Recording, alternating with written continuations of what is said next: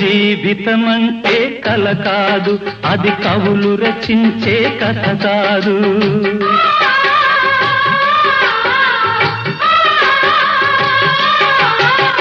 జీవితమంటే కల కాదు, అది కవులు రచించే కథ కాదు. కనుమరుగైనది సిరి కాదు, అది మనదని తలచుట సరికాదు. కుడి ఎడమైతే పొరపాటు లేదను నానుడి సత్యం కాదు, ఇది అందరికి అర్థం కాదు. ఓ